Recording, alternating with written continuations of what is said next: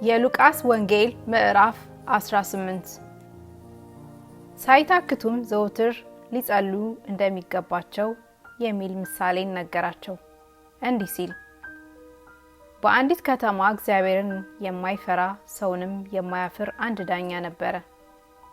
በዚያችም ከተማ አንዲት መበለት ነበረች። ወደ እርሱም እየመጣች ከባለጋራዬ ፍረድልኝ ትለው ነበር። አያሌ ቀንም አልወደደም።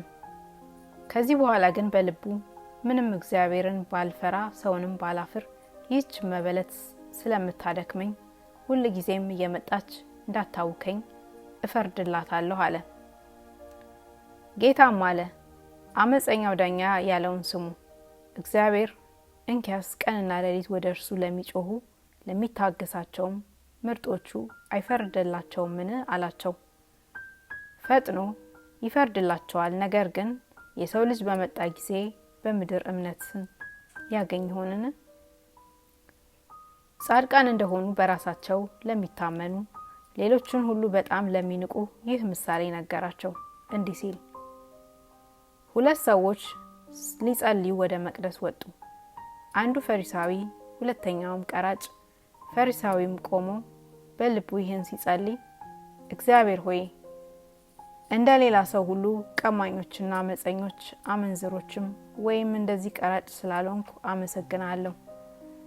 በየሳምንቱ 2 ጊዜ ጦማለሁ፣ ከማገኘውም ሁሉ አስራት አወጣለሁ አለ።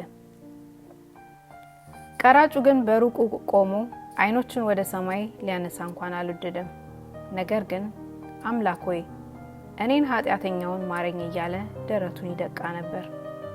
እላችኋለሁ ከዚያ ይልቅ ይህ ጻድቅ ሆኖ ወደ ቤቱ ተመለሰ። ራሱን ከፍ የሚያደርግ ሁሉ ይዋረዳልና ራሱን ግን የሚያዋርድ ከፍ ይላል። እንዲዳሳቸውም ሕፃናትን ወደ እርሱ አመጡ። ደቀ መዛሙርቱም አይተው ገሰጿቸው።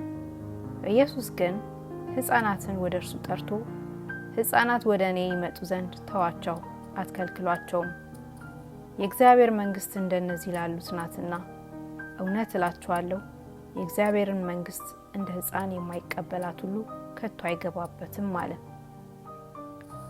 ከአለቆቹም አንዱ ቸር መምህር የዘላለም ሕይወት እንድንወርስ ምን ላድርግ ብሎ ጠየቀው። ኢየሱስም ስለምን ቸር ትለኛለህ? ከአንዱ ከእግዚአብሔር በቀር ቸር ማንም የለም። ትእዛዙን ታውቃለህ። አታመንዝር፣ አትግደል፣ አትስረቅ፣ በሐሰት አትመስክር፣ አባትህንና እናትህን አክብር አለው። እርሱም ይህ ሁሉ ከሕፃንነቴ ጀምሬ ጠብቄአለሁ አለ። ኢየሱስም ይህን ሰምቶ አንዲት ገና ቀርታለች፣ ያለህን ሁሉ ሽጠህ ለድሆች ስጥ፣ በሰማይም መዝገብ ታገኛለህ፣ መጥተህም ተከተለኝ አለው። እርሱ ግን ይህን ሰምቶ እጅግ ባለ ጠጋ ነበርና ብዙ አዘነ። ኢየሱስም ብዙ እንዳዘነ አይቶ ገንዘብ ላላቸው ወደ እግዚአብሔር መንግስት መግባት እንዴት ጭንቅ ይሆናል፣ ባለጠጋ ወደ እግዚአብሔር መንግስት ከሚገባ ይልቅ ግመል በመርፌ ቀዳዳ ሊገባ ይቀላል አለ። የሰሙትም እንግዲህ ማን ሊድን ይችላል አሉ። እርሱ ግን በሰው ዘንድ የማይቻል በእግዚአብሔር ዘንድ ይቻላል አለ። ጴጥሮስም እነሆ እኛ ሁሉን ትተን ተከተልንህ አለ።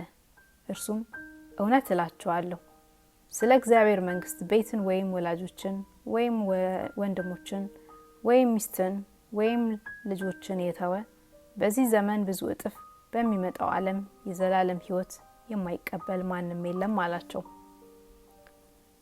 12ቱንም ወደ እርሱ አቅርቦ እንዲህ አላቸው፣ እነሆ ወደ ኢየሩሳሌም እንወጣለን፣ ስለ ሰው ልጅም በነቢያት የተጻፈው ሁሉ ይፈጸማል። ለአሕዛብ አሳልፈው ይሰጡታልና ይዘብቱበትማል፣ ያንገላቱትማል፣ ይተፉበትማል፣ ከገረፉትም በኋላ ይገድሉታል፣ በ3ኛም ቀን ይነሳል። እነርሱም ከዚህ ነገር ምንም አላስተዋሉም።